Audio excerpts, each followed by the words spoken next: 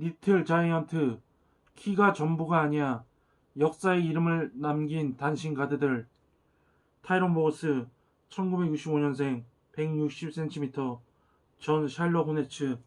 타이런 보거스는 샬럿 호네츠의 마스코트 같은 존재였다. 상대는 늘 그를 얕봤지만 사실 보거스는 고교 시절부터 줄곧 엘리트 코스를 밟아온 선수였다. 웨이크 포레스트 대학에서 활약했던 4학년 당시 13.8점, 9.5 어시스트, 3.9 스틸로 종횡무진 코트를 누비기도 했다. 1986년 세계 선수권 대회에서는 미국 국가대표로 출전해 금메달을 목에 걸었다. 보고스는 단신 가등 중 경기 운영 면에서 가장 탁월한 능력을 발휘했던 선수였다. 어시스트 수치 자체가 많았을 뿐만 아니라 쓸데없는 실수도 적었다. 다만 슛이 약하다는 단점이 있었는데 이를 제외하면 주전 포인트 가드로는 나무랄 데 없는 1번 자원이었다. 보고스는 장시 선수들을 블록하는 장면으로 몇 차례 하이라이트 필름을 만들어냈다. 덩크슛을 직접 보여준 적은 없지만 패트릭 유잉의 슛을 블록하던 장면은 지금도 유튜브에서 높은 조회수를 자랑하고 있다. 얼 보이케스, 1976년생, 165cm, 전 미러키 대 골든 스테이트. 이스트 미시건 대학 출신의 얼 보잉케스는 NBA 드래프트에서 프로팀의 선택을 받지 못했다. 그 탓에 CBA에서부터 프로 경력을 시작해야 했다. 가장 큰 이유는 작은 키 때문이었다. 하지만 겉보기와는 달리 보이키스는 빠른 스피드뿐만 아니라 강한 체구까지 갖고 있었다. 장신등과 부딪혀도 아랑곳하지 않았으며 누구도 쉽게 포스트업을 할 수 없을 만큼 힘이 좋았다. 보이킨스는 1999년 뉴저지 네츠에서 뛴 것을 시작으로 2012년까지 10팀에서 선수 생활을 했다. 덴버에서 4시즌을 보낸 것 외에는 거의 매 시즌 팀을 옮기다시피 했다. 그만큼 그를 필요로 하는 팀이 많았다는 뜻으로 풀이할 수 있다. 특히 재빠른 스피드를 앞세워 상대를 몰아치는 데에 능했다. 2004년 디트로이트 피스톤스를 상대로 생애 최다인 32점을 올리기도 했다.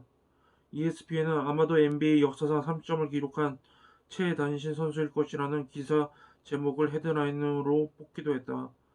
이렇듯 그를 코트에서 오래 버티게 만든 건 다름 아닌 투원 덕분이었다. 32점을 올린 날 보이킨스는 손가락 부상에도 불구하고 마지막까지 코트를 누볐다. 스퍼드 앱 1963년생 170cm 전 애틀랜타. 스퍼드 앱은 170cm 선수 가운데 가장 탄력이 좋았던 선수다. 노스캐롤라이나 주립대를 나온 그는 신장이 작다는 이유로 이것저것을 떠돌아다녔고 드래프트에서도 하위 순번 4라운드 87순위로 지명되는 서름을 겪어야 했다.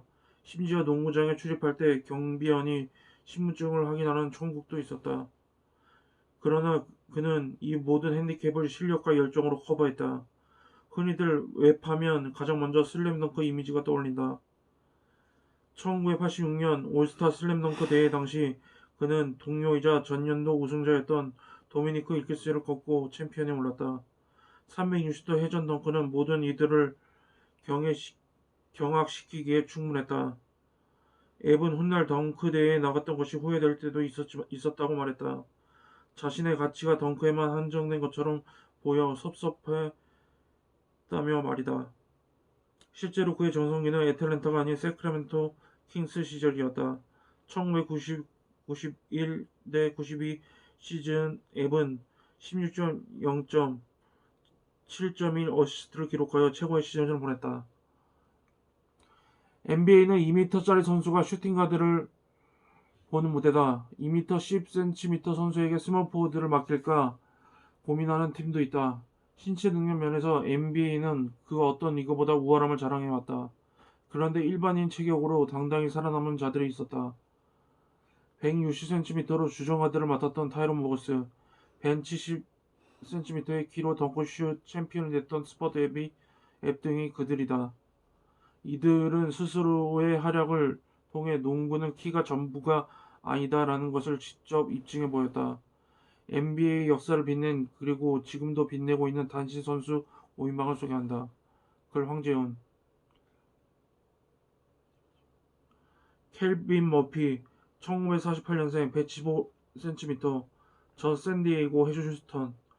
켈빈 머피는 단신 선수 가운데 단 한 번의 이적도 경험하지 않은 유일한 선수다.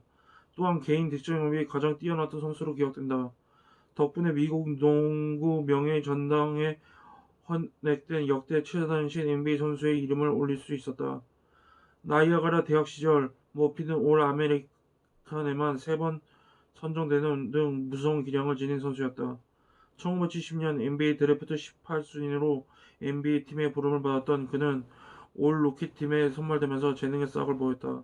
단신임에도 불구하고 NBA에서 인정받는 선수가 될 수 있었던 원동력은 날렵한 움직임과 수비력 덕분이었다.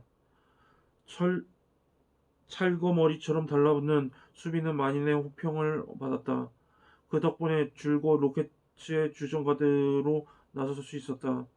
또한 NBA 최고의 자유투 슈터이기도 했다.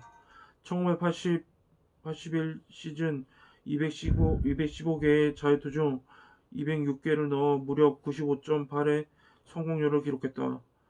걷잡을 수 없는 폭발력도 빼놓을 수 없는데 머피는 1978년 3월 뉴저지 네츠를 상대로 무려 57득점을 퍼붓기도 했다. 네이트 로빈슨 1984년생 175cm 뉴욕 닉스. 2000년대 단신 선수의 상징은 아마도 네이트 로빈슨이 아닐까 싶다. 2005년 드래프트 21순위로 NBA에 입성한 그는 정통 포인트 가드보다는 탄력과 개인기가 좋은 듀얼 가드에 가까운 선수다. 사실 로빈슨이 NBA 팬들에게 이름을 알린 건 기록이나 실력이 아닌 화려한 덩크 때문이었다.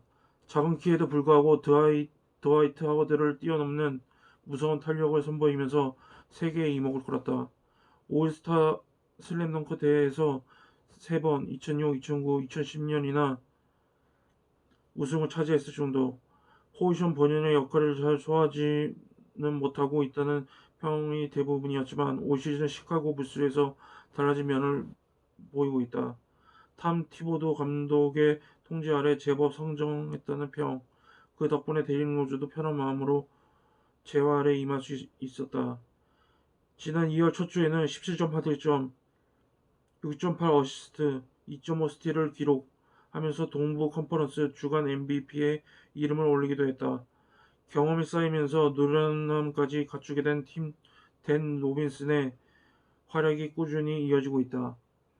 사이드 스토리. NBA에 도전했던 2명의 일본인. NBA 역사를 살펴보다 보면 2명의 일본 출신의 단신 선수가 눈에 띈다. 와타루 미사카 170cm와 타부세 유타가 주인공. 올해 나이 90세의 와타루 미사카는 일본계 미국인이다.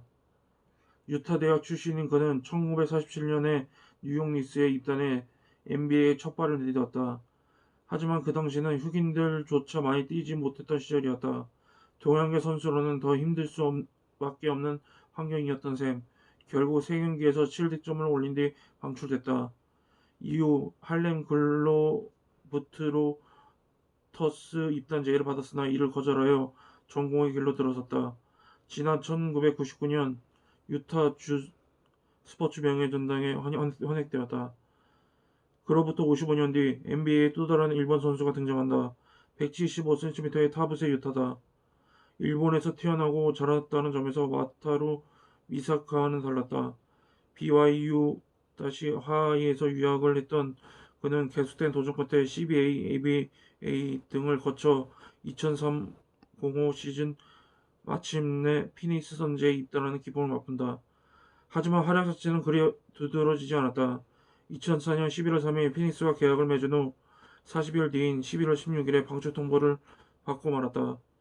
이후 2008년까지 꾸준히 NBA에 물러들였으나 실패로 돌아갔다. 현재 일본 JBL로 컴백한 상태다. 망 어때?